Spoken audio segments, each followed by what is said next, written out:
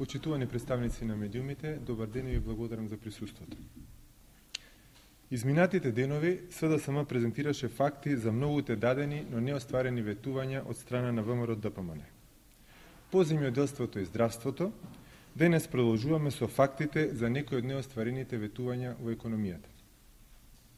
Прво, на страна 45 од портокаловата програма, премиерот Груевски ветува дека ќе формира регионална даночна академија за обука на даночниците, замислете, од сите држави од Југоисточна Европа. Резултатот го нема. Ветената даночна академија со рок мај 2010 не постои, а незиното формирање се пролонгира до 2012, во превод никогаш. Второ, на страна 56 е дадено ветување за ангажирање на економски промотори и тоа наводно локални промотори во странските држави, заклучно до јуни 2009. Нема ништо од тоа. Ќе заврши и 2010, странски инвестиции во Македонија доаѓаат многу помалку во споредба со другите земји во регионот.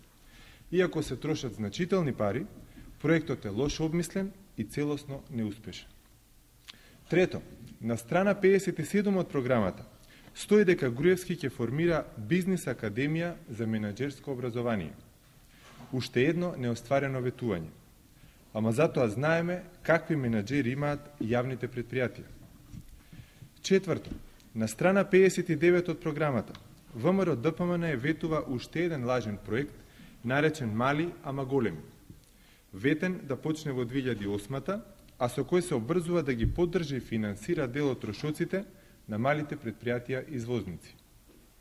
Не само што нема резултати од ова, туку малите фирми се борат како да преживеат и да се спасат од стечај, меѓу другото и заради катастрофалните владени економски политики. Приказната не завршува тука. Еве неколку примери и од енергетиката. На страница 88 е ветувањето за доизградба на магистралните водови на природниот газ. Резултатот е целосен пораз. Македонија е единствена држава на Балканот која е заобиколена од европските гасоводи, а македонските граѓани и фирми, заради немањето на гасоводи во државата, се уште плаќаат високи цени за струја и затоплување. На страница 89 Груевски ветува огромен број на нови хидроцентрали.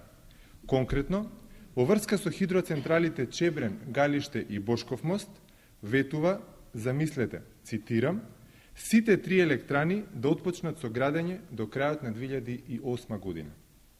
2 години потоа, не само што не е почната градбата, туку воопшто нема избрана фирма за нивна изградба. Да биде лагата поголема, премиерот Груевски ветува, цитирам, планираме на секои 6 месеци да објавуваме меѓународен тендер за концесија на 30 до 40 мали хидроелектрани. Динамиката ќе биде инсталирање на нови 10 до 15 мегавати во мали хидроцентрали годишно. Нема ништо од хидроцентралите, ветувањето е неисполнето. Врв на неостварените ветувања проектот Вардарска долина, кој премиерот Груевски пред 2 години го вети на страница 89 од програмата.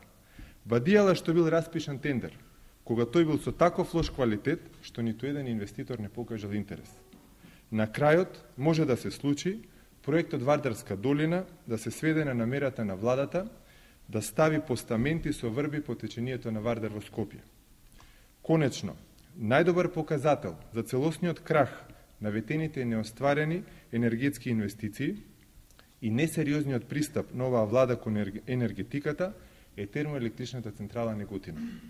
Најпрвен гледавме како министри се демантираат еден со друг околу тоа дали електраната ќе се продава или не, после е ветена нејзина модернизација, но тоа ништо. ТЕЦ Неготино е едноставно заборавен. Ако забележавте, премиерот Груевски во својот 1,5-часовен говор за отчетот не зборуваше многу за неисполнети ветувања што денес ги презентираме. После сето ова, јасно е дека сега веќе главно мото на ВМРО ДПМН е дека не остваруваат. Затоа и треба да си заминат. Благодарам. Дали имате прашање? Повелете.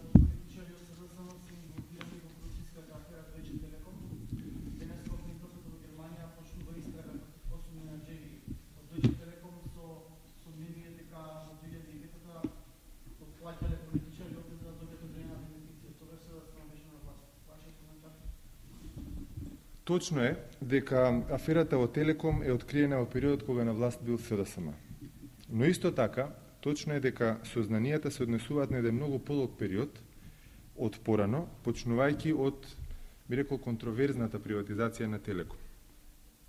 СДСМ е заинтересирана партија и инсистира да се разоткрие целата листа на лица поврзани со оваа работа, со овој случај, и сите инволвирани лица ни судска постапка да се соочат со правдата.